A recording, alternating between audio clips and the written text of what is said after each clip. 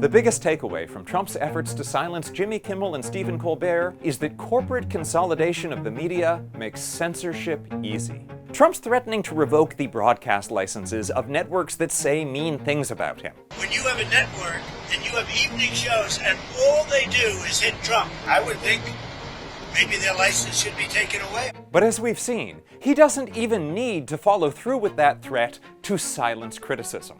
3 key facts. Number 1. The reason ABC, CBS, and the Washington Post have rolled over for Trump is almost certainly because of business their corporate owners had before the administration. A quick review.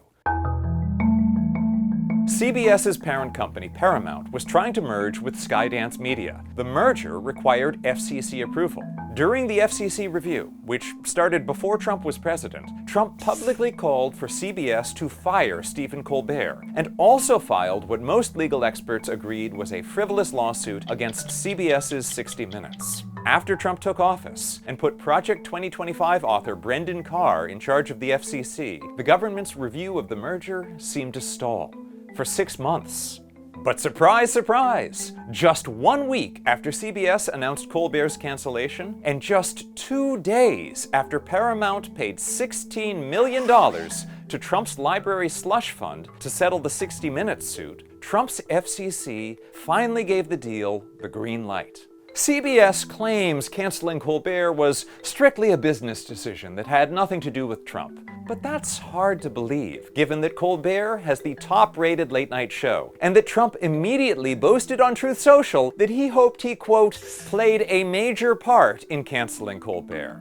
In that same post, back in July, Trump also announced that Jimmy Kimmel is next to go.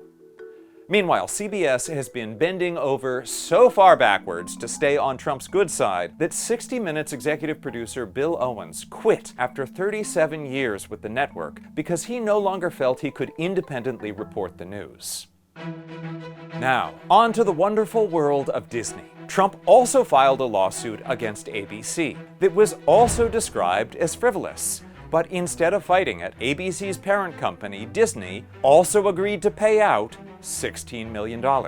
And then later, under public pressure from Trump's FCC, ABC suspended Jimmy Kimmel. Like Paramount Skydance, Disney has a massive empire with various interests Trump has influence over, including a proposed merger. Disney's ESPN is acquiring the NFL network, pending approval from Brendan Carr and Trump's FCC. Are you getting deja vu? Now, the public backlash to suspending Kimmel was so huge that Disney put him back on the air. Except about 25% of America didn't get Kimmel back because of 2 more media conglomerates that also are counting on Trump and Carr to approve mergers. Nexstar Media and Sinclair Broadcasting own about 1/4 of all local TV stations that air ABC programming, and they both opted to stay on Trump's good side by refusing to air Kimmel. Nexstar is the largest operator of local TV stations and is trying to get even bigger by acquiring its rival, Tegna, but it needs permission from the FCC. Sinclair is almost as big as Nexstar and is also exploring merger options, which would also need FCC support. You see the pattern, right? Nexstar and Sinclair have since relented under public pressure. Paramount Skydance now wants to acquire Warner Bros. Discovery, which again would require FCC sign-off. This would extend Trump's leverage over Paramount Skydance, whose many properties include CBS News, The Daily Show, and South Park, while also giving Trump leverage over Warner Bros. Discovery, whose properties include CNN and HBO. And then there's the Washington Post. Why did Jeff Bezos famously block the Post's endorsement of Kamala Harris and reshape the Post's editorial page to be more conservative? With federal lawsuits hanging over Bezos' Amazon and federal contracts worth billions for his Blue Origin space program, Trump has had a massive carrot and stick to keep Bezos in line.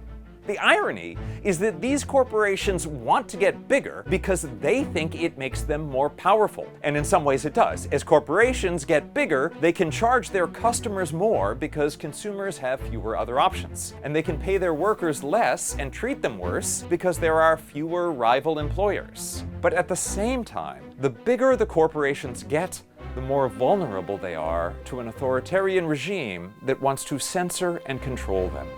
Number 2. A handful of billionaires control a huge share of American media.